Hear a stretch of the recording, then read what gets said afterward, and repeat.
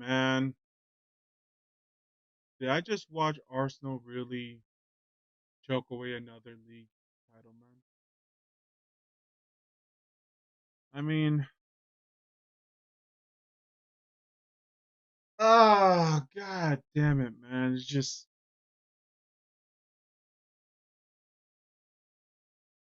frustrating, really. It's been a frustrating week, especially for our especially as being an Arsenal fan because man, especially what a week it is. Because guess what, guys? A couple days ago on Friday was my birthday. Yay! Happy great week for birthday, at least personally anyway. But sports wise, oh boy, the Heat couldn't get out of the play-ins. So now they're playing team. Yay! God damn it! And now there's Arsenal crapping their pants this whole fucking week. Fucking hell, bro.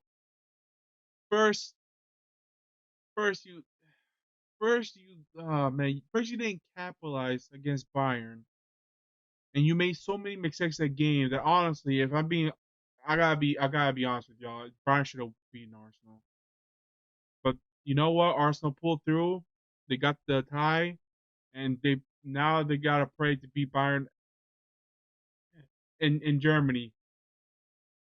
Yay! I don't know how that's gonna happen. I don't know how that's gonna work out, but just when I thought, okay, you know what? Still a tie. Let's just come back, get strong against Aston Villa. No, it wasn't even close. Unai Emery, good evening.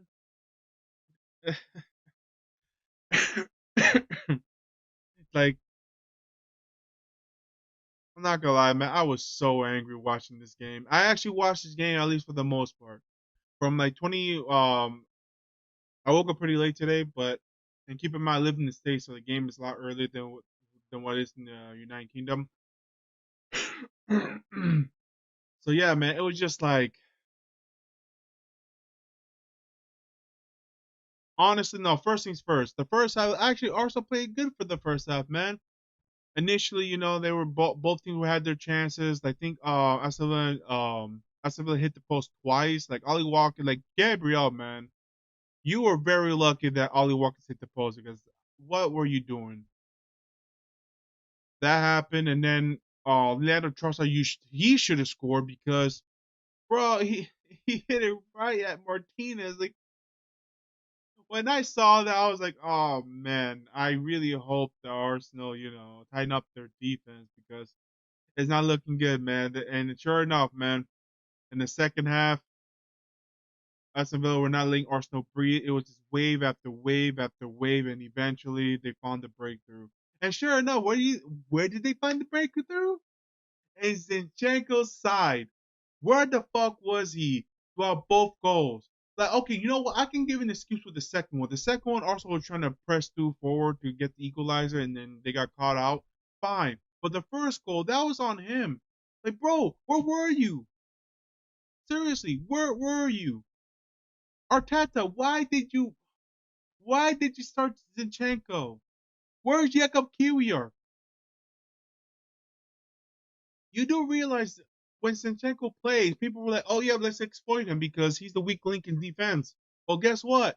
They did exactly what I was afraid of. When I found out Zinchenko was starting, I immediately started to sweat because I'm like, "Oh, it's gonna be they're gonna attack his side. They're gonna keep attacking the side." And sure enough, they attacked the side. But even though Zinchenko was pretty bad, Ben White also lost his duel, man. I forgot who he was guarding against or defending, but he lost his battles, man. And when he got a second yellow, I was like, damn.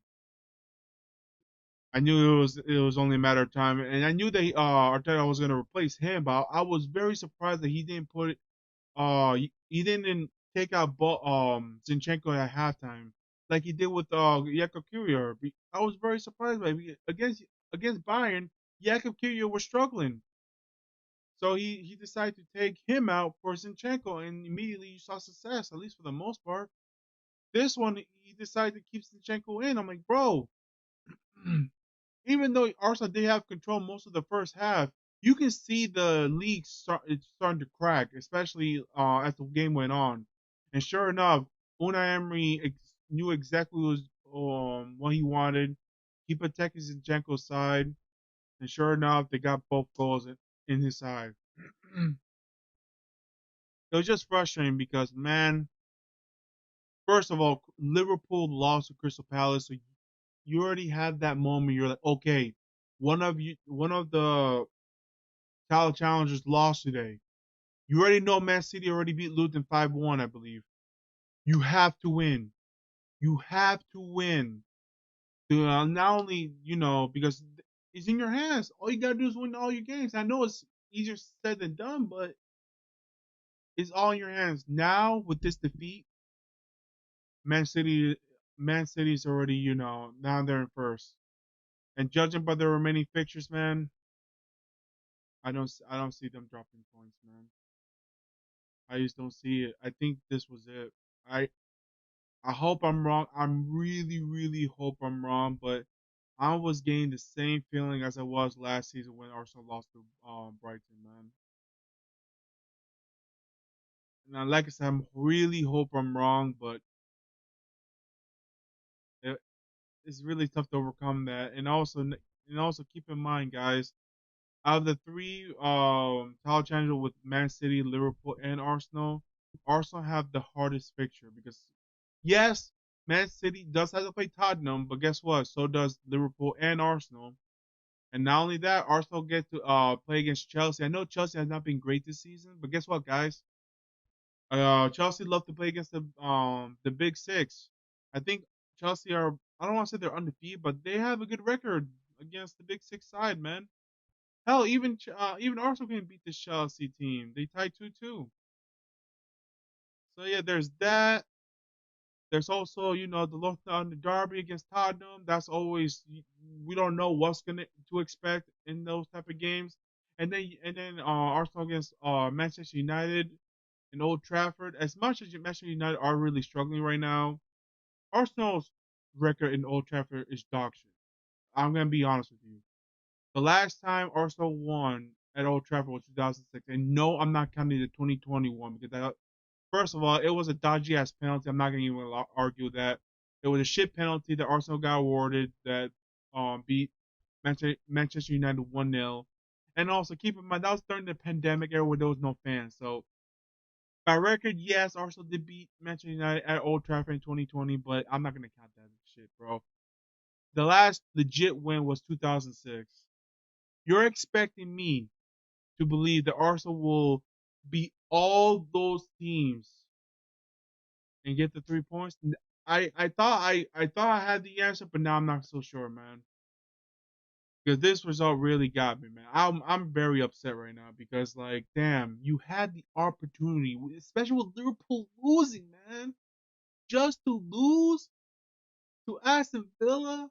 And I know Aston Villa's a good team, but fuck, man, against Unai Emery, man, he has a vendetta. I'm not gonna argue. He has a vendetta against Arsenal, bro. Ever since Arsenal sacked him, it's just been like he has been in control. Like against when he was the manager of Villarreal, Arsenal has a chance to win the Europa League. They meet Unai Emery's Villarreal. They lost. They lost and get eliminated. Last season, I believe they beat. Oh wait, Arsenal. Oh, you know what? No, I don't think Aston Villa beat Arsenal last season. Oh, it was Steven Gerrard early on. Never mind. But yeah, Arsenal barely beat Unai Emery at Aston Villa. So you think that the monkey in the back is gone? Nope. This season, actually, Aston Villa pulled a double over Arsenal. Man, they are the only team that they did a double over Arsenal. Not even Man City or Liverpool did that, but Aston Villa did. So I gotta give props to Unai Emery for that one, man. I couldn't believe it. I just realized they actually pulled a double over Arsenal. Wow, fucking hell, man. It's just frustrating, bro. 20 years, man. 20 years and counting. You know what, man? I'm actually getting angry. Let's just get to the sofa score real quick and give my personal player ratings. Give me one second to set this shit up real quick. All right, guys, we're here, and let's just get this over with. Um, if you look at the attack momentum, man, this is exactly how it played out. Honestly, to a T. Like initially, Aston Villa got going, but Arsenal took control for the most part in the first half. There are times where both teams should have scored, but it is what it is. And the second, Arsenal started a bit strong initially, but then it was wave after wave after wave for Aston Villa until they finally scored twice, and it was game over afterwards. And if you look at the statistics for the game, Arsenal had a xG of 1.64 to Aston Villa's 0.94. Arsenal had 52% overall to Aston Villa's 48. And I just want to know something. 56 to 44 in the first half. Let me see the second half. Yep, I knew they had more of possession and better XG. I'm not surprised by that. Total shots. Arsenal had 18 total shots to Aston Villa's 11. Also, Arsenal has 4 shots on target to Aston Villa's 2, and guess what? Both those goals were goals. They had 2 shots on target, 2 goals, man. Pain. Arsenal had more corners. Arsenal were more offsides. Arsenal had two big missed chances. One I know one of us the under trust. I don't know about the other one. Goals prevented, not so much. Well, actually, one of them actually. Martinez made a great save. I'm not gonna lie. Arsenal barely had more passes. They were a bit more accurate with their passes. They're both even on long balls, and Arsenal were better with their crosses, but still lost. Yeah. Let's see here. Let's go through the lineups, man. Ugh. Well, let's get to it. David Raya. He was 1-on-1 on his runouts. 79% accurate on his passes. 3 of 7 on his long balls. And that's basically, unfortunately for him, there's no clean sheet for you. And also, unfortunately, you let 2 goals in. What? Some people blame him for the first goal. I don't really blame him for that one. He tried to, was about to get it, but it went to the one of the attacker's legs or his leg, and it just opened net. I don't really blame too much on him. Honestly, Arsenal shouldn't even be in that situation to begin with. And the second goal, look, man, it was just on transition, and Ollie Watkins was going to score that one anyway. But overall, yeah, for me, I'm gonna get there out of 5. They kind of nice with the 6.3. I'm not gonna lie to you, but yeah, 5 out of 10 for me. Oops,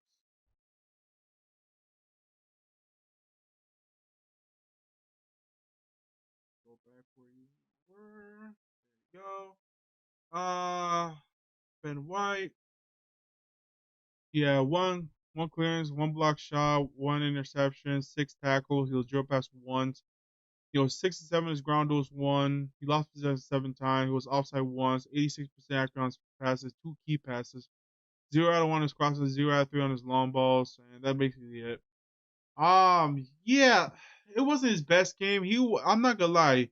Zaniolo got the best of him, man. I'm not gonna lie to you. But yeah, overall, this game they nice with that 7.4 rating. In my opinion, 5 for me. William Saliba, three clearances, one block shot, one interception, one tackle. He was drilled past twice. He was 1 of 5 on his ground duels one, 4 of 4 on his aerial duels one. He lost possession 5 times. He committed one foul, 94% on his passes. That's basically. I mean, he was okay. Definitely, I feel like he was better than Gabriel this game actually, but unfortunately, when you're the side that conceded 2 goals, man, yeah, I can't really praise you too much on that one. For Williams Lee, I'm gonna give him a 6. I feel like he was good, but like I said, when you concede 2 goals, man, you take some responsibility for that one. Gabriel Magalhaes, he made 4 clearances, he shot 2 block, um he blocked 2 shots. He had one error that led to a shot, which it should have been a goal. Honestly, that was the one I was talking about with Ollie Watkins, but it is what it is. He got lucky there. 0 out of 2 on his ground dose one, 2 out of 2 aerial dose one. He lost his position 5 times, committed 2 fouls, 91% on his passes, 0 out of 1 of his long balls. Yeah, you can't, Gabriel. You've been having a very good season, man, but you can't be making those mistakes, man. But overall, honestly, I'm gonna have to give him a 5. He it wasn't his best game, man. Maybe the injury that he got from the Bayern game is slowing him down a little bit, but I gotta call how I see it, man. 5 for me. Alexander Zinchenko. Oh boy. Where do I begin? Clearances. I mean, 2 clearances, 2 interceptions, 1 tackle. He was ripped past once, which I felt like that was more, but okay. 1 of 4 on his ground duels one, 0 out of 1 aerial duels one. He lost his possession 13 times.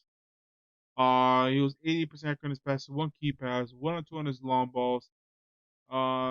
He created 1 big chance. He had 1 shot off target.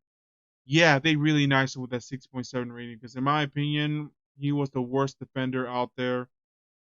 He wasn't partially responsible for all the others for the 2 goals, but he was supposed to be over here. I don't know where exactly was he. He was missing. But overall, yeah. For me personally, I'm gonna give him a 3. They really nice him with that 6.7 rating, man. And also, in my opinion, I think it's about time that Arteta will transition Zinchenko in the midfield. I don't know. I feel like he plays much better as a midfielder to me than than a fullback. Because during when he plays with Ukraine, he's a midfielder. I don't know. Maybe like if you have somebody behind him, fine. I mean, at least there's somebody behind him to protect him. But man, it's tough to watch. Seeing wave after wave after wave on the same fucking side, whereas Zinchenko's like struggling. It is what it is. Yeah, 3 for me. Kai Havertz, 74% on his passes, 1 key pass, 1-on-1 on his crosses. He had 2 shots on target. One of them was blocked. He was 0 to on the dribble time. He didn't he was yeah I remember now the 1 big missed chance. He kind of spurned that one, but it is what it is. 1 of 6 on his ground duels one, 4 of 6 air duels one, lost possession 10 times, committed 1 foul. He was offside once. I was surprised he only. I thought he was offside like 3 or 4 times, or whatever. He made 1 tackle, he dribbled past twice. Yeah, it wasn't his best game. Honestly, I feel like Arteta again. He made a mistake putting Havertz in the midfield. He's much better as a striker, but hopefully this will be the last time I see Kai Havertz in the midfield. It's been proven it doesn't work. But overall, for me, I'm gonna give him a 5. Declan Rice, 90% on his passes, 205 of his long balls. He had 2 shots off targets, 4-7 on his ground dose one, 1 or 2 aerial dose one. He lost possession 9 times, committed 2 fouls, foul once. He made 1 clearance, 3 tackles. He was 0 passes once. Yeah, it wasn't his best game either. You can tell like in my opinion, Declan Rice plays much better as a well, even though I do prefer him to be in the as a 6, but I think Arteta found something him as an 8, man. I don't know. Maybe in the system, I feel like he plays better as an 8 than as a 6. Or maybe he needs somebody like beside him to be like the actual big anchor that they can go forward. I feel like I don't know. But overall, yeah, he wasn't at his best today. But overall, I think it was okay. I'm gonna give him a 6. He definitely wasn't a 7, but definitely a 6. Martin Odegaard, 86% on his passes, 2 key passes, 1-on-1 on his long balls. He had 3 shots blocked. Um, 3 of 5 on his dribble attempts, 5 and 9 on his ground duels one. Lost possession 4 times, 14 times. Committed 1 foul, was fouled once. He made 1 interception, 1 tackle. Overall, he was definitely my man of the match. He tried.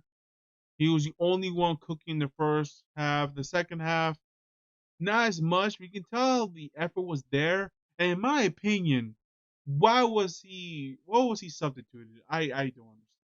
I really don't understand. Our best player by a country mile being substituted. Wow, look, I thought you had a very good game, man. For me, he was definitely my man of the match. 7 out of 10 for me, man. Bukayo Saka, he had 4 shots off target. One of them almost like eerily similar to the one he scored against Bayern, but he just missed it wide. He was 0 out of 2 on his dribble attempts, 83% on his passes, 3 key passes, 2 or 6 on his crosses, 0 out of 2 on his long balls, 5 out of 10 on his ground was 1 air was 1, lost possession 13 times. He was fouled 3 times. He made 1 clearances, 2 tackles, he was drip pass 3 times. Yeah, that 7.7 rating. Honestly, I thought he was okay, but he wasn't at his best. He did try though. He was definitely the best out of the attackers. I'm not gonna lie. So overall, I'm gonna give him a 6. Leandro Trossard, yeah, 1 shot on target, one other one blocked. He was 0 out of 1 his dribble attempt. He one big missed chance missed, but yeah, it was a very missed opportunity. I'm not gonna lie. Damn, he shot it right at Martinez. If he would have scored that, that would have been. I think that would have opened the floodgates for Arsenal, but instead it was still tied 0-0, and it was just Aston Villa scored 2 goals, and it was game over by then. 92% on his passes, 2 key passes, 0 out of 1 his crosses, 2 of 5 on his ground was 1. He only left position 6 times, committed 2 fouls. He blocked 1 shot. He made 2 tackles. Yeah, for Leandro Trossard, it's a tricky game for me. It looked good early, but then the second half he was ghost. And in my opinion, I feel like Trossard is much better suited as coming off the bench to bring that different type of player. I truly believe Martinelli should have started, then you replace him with Trossard, but it is what it is. Yeah, for me, I'm gonna go with 6. As for Gabriel Jesus, yeah, 1 shot on target, 1 off target, 1 shot block, 2 or 3 on his dribble attempts, 93% accurate, especially 1 key pass. He created 1 big chance, 4 or 6 on his ground duels, 1 0 out of 2 aerial duels, 1. Lost possession, lost possession 6 times, was fouled once, he was offside twice. He made 2 clearances, and 1 tackle. Overall, this game, man, this right here tells me that as much as I really do love Gabriel Jesus, he should only come in spurts. Either come in spurts or be as a winger because man, it just didn't work out in the middle. Because in my opinion, I truly believe Arteta got this whole thing wrong, man. I'm gonna get to Arteta soon, but yeah, it was just not Gabriel Jesus' night. And actually, he was the one I was most frustrated the most, besides Zinchenko. Uh, overall for me, I'm just gonna give him a 6. As for the bench players, Tomiyasu, he made 1 clearances. He was 0 out of 1 his ground was 1. He lost this at 6 times, 87% on his passes, 1 of 3 on his crosses, 0 out of 1 on his dribble attempt. Not his best game, honestly. Um, yeah, just 5 out of 10 for me. Gabriel Martinelli, 0 out of 1 on his dribble attempt, 67% accurate on his first, 1 key pass, 0 out of 1 on his crosses, 2 of 5 on his ground was 1. Lost possession 7 times, committed 1 foul, he was offside once. And he made 2 tackles. Yeah, it wasn't Martinelli's best game either. When he came in, there are times I forget he was in the game, but yeah, for me, 5 out of 10. Emil Smith Rowe, 8 out of 10 on his accurate, 80% accurate on his passes, 0 out of 1 air duels 1. He lost position twice, and that's basically it. Like I give him credit for trying to close out on Ollie Watkins, but Ollie Watkins was gonna score that. Let's be real. Uh, yeah, and I feel bad for him honestly. I truly believe if you're gonna put in Emil Smith Rowe or at least play him, let him be where Havertz is and put. Oh my god, this is I'm leaning. Oh man, when I get to Arteta, I'm understand why I'm frustrated. For Emil Smith Rowe, I'm just gonna give him a 4 because I don't remember most I do remember at least Martinelli making some type of runs, but he just didn't the pass just didn't get to him. Tomiyasu, I mean I see more of him because he was defending for his life in the last 30 minutes. But for Emil Smith Rowe, the only time I heard of him was trying to block Ollie Watkins but failed. Jorginho, I felt like he came in too late. 2-2 on his long balls, 1-on-1 Groundles one. He lost this 4 times, made one tackle, and 79% on his passes. I can't really say too much either on Jorginho. Like 5 out of 10. Eddie Nketiah, I mean, he only played for 12 minutes, but he was 33% of his passes, 0 out of 3 on his Groundles one. Lost possession 4 times, committed 2 fouls. 5 for me. He wasn't really out there for too long, but yeah, just unfortunate, really tough, very very tough. As for Arteta, oh here we go. Arteta, I understand why you went with this lineup because you know you have Bayern coming up soon. I get that, but in my opinion, you got it wrong. First of all, why is Kai Havertz in the midfield? We have seen it; it doesn't work. Put him as a false nine. Now, if you want to rest Martinelli, put Gabriel Jesus as a winger. He was actually playing good as a winger, and him and Havertz connection as the top three with Saka, I thought was working. And if you really wanted to rest Martinelli, then let him come in late and then put Leandro Trossard first, or put Martinelli on Saka's side and put Leandro Trossard in. I just don't understand. Another thing is, if you're gonna rest players, okay, do what you did.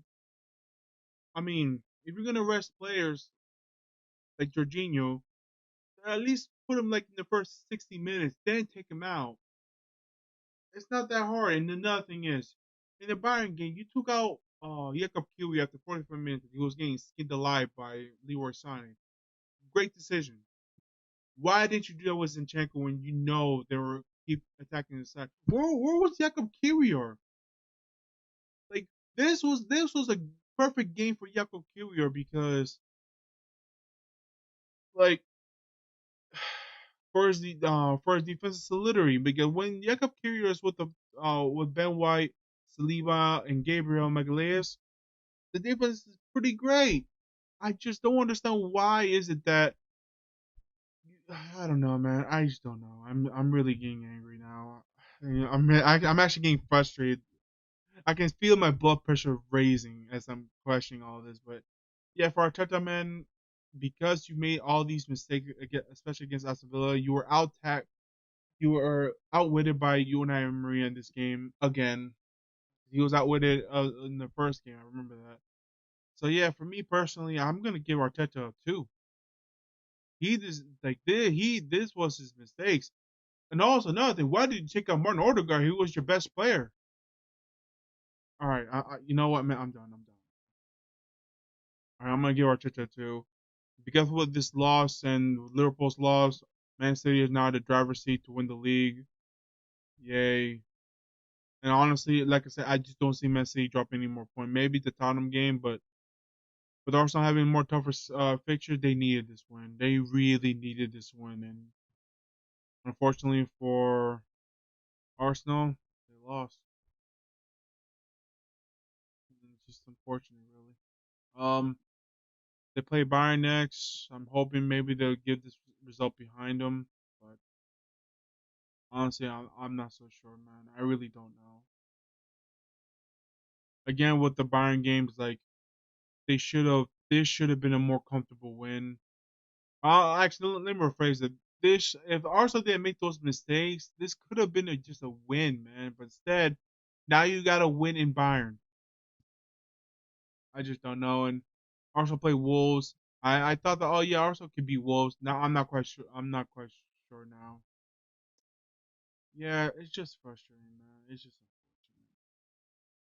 All right, guys. I'm sorry for my mood earlier. This thing can get to me, man. It's just frustrating knowing full well that it's 20 years, man. 20 fucking years. Just waiting for Arsenal to finally win a big major trophy, like either the Premier League or the Champions League, and just go up in smoke just like that. Yeah, pain. All right, guys. Well, that's it for me. like and subscribe. Help brother out. Hopefully, maybe Arsenal will beat Bayern and turn it around against Wolves. We'll find out soon. All right, guys. See you later.